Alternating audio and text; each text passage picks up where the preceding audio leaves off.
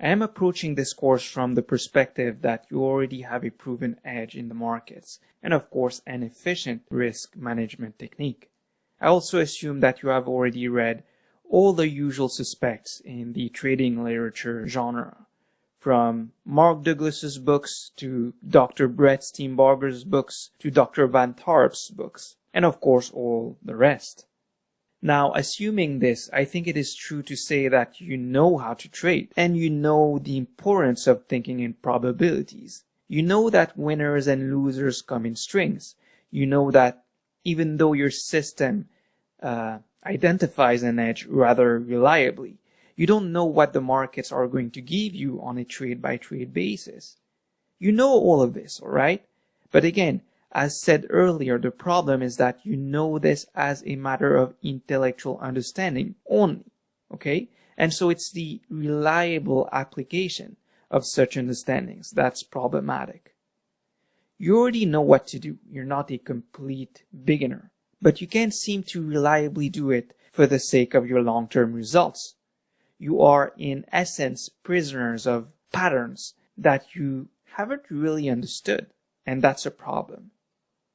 Now, allow me to shed some light on the source of your problems.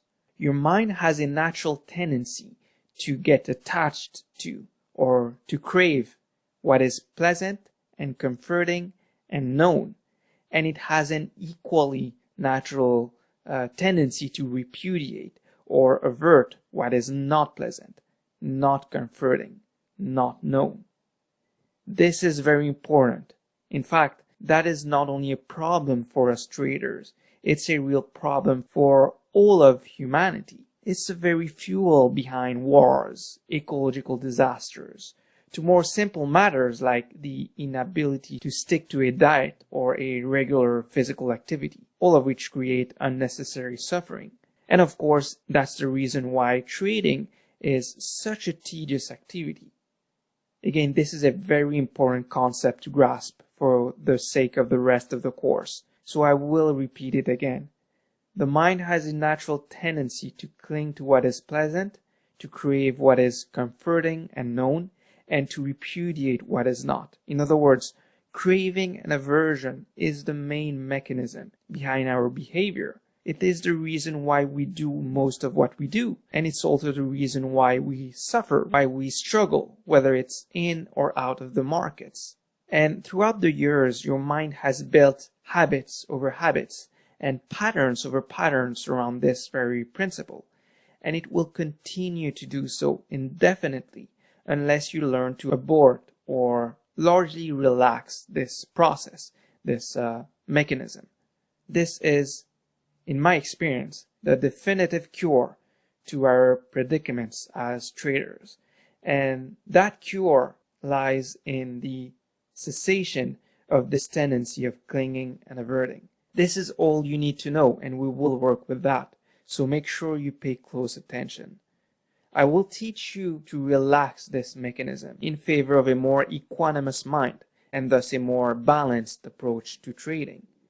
A mind that maintains balance between the forces of aversion and the forces of clinging is a mind that lives fully in the present. It is a mind that is at peace with, that flows with every circumstance the markets or life throws at it.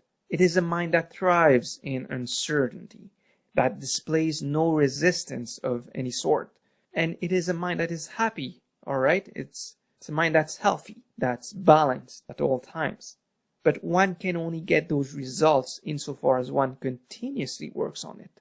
Our mind is all we have, my friends. It is that through which we see the world, and so if we want to change the way we see the world, markets included, and therefore the way we react to circumstances, however they come, we have to make a profound work on our mind. Again, this is the main theme of this course. Every trading mistake you make is a function of craving and aversion. For instance, when you don't take your signals when you should, this is a clear expression of aversion.